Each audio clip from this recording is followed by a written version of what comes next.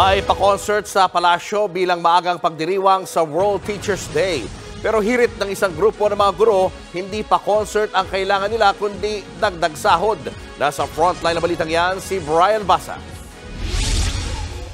Napuno ng ilaw at musika ang mabini grounds ng Malacanang Palace kagabi.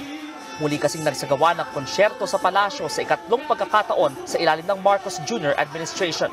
Handog daw ito ng palasyo sa mga magigiting nating guro at bilang pakikiisa sa pagdiriwang ng World Teachers Day sa October 5. Dinaluhan ito mismo ni Pangulong Bongbong Marcos, First Lady Liza Araneta Marcos, Vice President at Education Secretary Sara Duterte, Senator Amy Marcos, ilan pang opisyal at mga guro.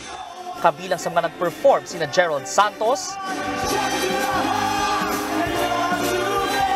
at Ima Castro.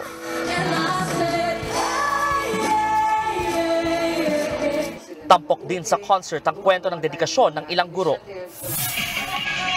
Kung may pa-concert sa palasyo, may pa-zumba naman ang mga guro ng Manila Public School Teachers Association. Pero hindi ito ordinaryong zumba lang. Protesta raw nila ito sa palasyo. Anila, hindi concert ang kailangan nila, kundi dagdag sahod. Isang pagkukunwari lang daw ang konsyertong alay sa mga guro.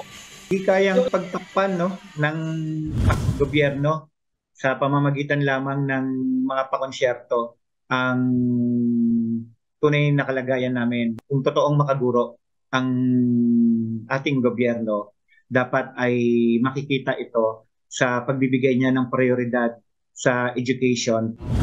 Bukod sa aumento sa sahod, hiling din ng grupo ng mga guro ang dagdag pondo pambili ng mga gamit sa paaralan at pagpapatayo ng mga classroom. Bilyon-bilyong piso ang pinag-uusapan sa Kongreso para sa interes lamang ng malalaking politiko natin. Habang ang kalagayan ng mga pampublikong paaralan, ng mga pampublikong guro, ang kalagayan din ng kalidad ng edukasyon ay patuloy na dumadaos-dos. Nauna nang sinabi ni Vice President Duterte na higit 150,000 classrooms pa ang kailangang ipatayo sa bansa at kabilang ito sa mga inihihirit niya ng dagdag pondo para sa DepEd sa 2024.